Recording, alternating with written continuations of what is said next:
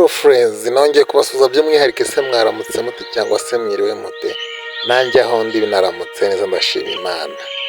Yes, hanyuma rero uno munsi mbazaniye episodes maze iminsi ntakora arizo ntegura.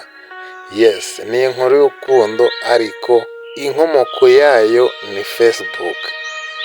Yes, uru rukundo rwatangiriye kuri Facebook.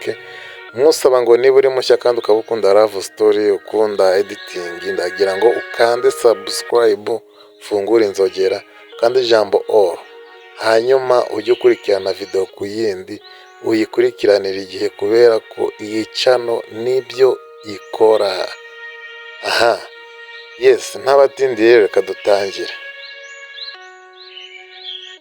Ubwo yari ku cyumweru mvuye gusenga, nageze mu rugo mfata amafunguro, ndangije ndaruhuka, nibwo gufata phone yanjye ntangira gucatinga n'abajama banjye biratinda. Hashize umwanya mbona harunsabye ubushuti yitwa Uwase Vanessa. Ubwo nakanze ku ifoto ye nsanga ni umukobwa utagira uko asa, yari mwiza pe. Ubwo natangiye kumuganiriza. Yes, nibwo natangiye kumubaza uti bimeze bite, nawe aransubiza uti ni byiza. Ndamubaza uti amakuru se, nawe uti ni meza. Wowe se bimeze bite? Nawe ndamubwira uti ni well kabisa. Ndamubaza uti muherereye he se? Aransubiza ati mperereye Gikondo. Ubwo nza kumubwira ko mperereye Ubutare.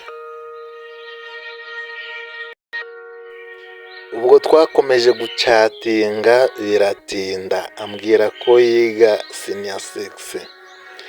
Ubwo yari mu biruhuko by'igihembwe cya kabiri, nanjye mubwira ko ndangije umwaka ushize.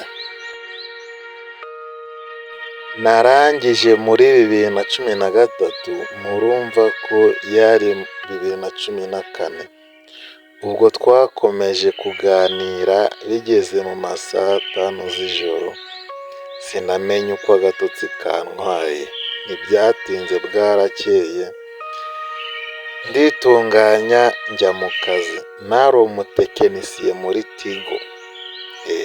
Narakoze bigeze saa 6 tujya gufata amafunguro. Ubwo nagiye gufata amafunguro mpita njya online, nsanga message ebyiri za Vava. Iya mbere yari morning, iya kabiri nayivuga ngo have nice day. Ubwo nanjye nahise musubiza ngo same to you. Akibona ko musubije nawe yahise anyandikira ngo mwiriwe muto.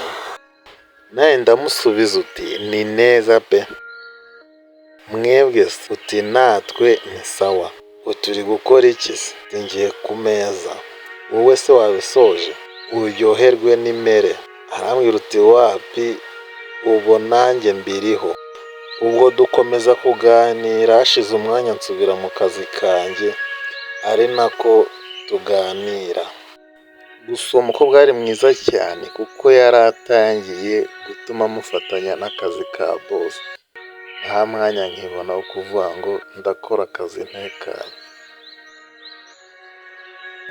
Ikigoroba boss kazi cyangwa se umugore wa boss aza kutwaka amaraporo y'ibyo twakoze. Ndayatanga, ndangije mpanga ibintu byanjye neza ndataha. Ubwo natashye twiganirira n'abakozi bagenzi banjye. Ngeze ku icumbi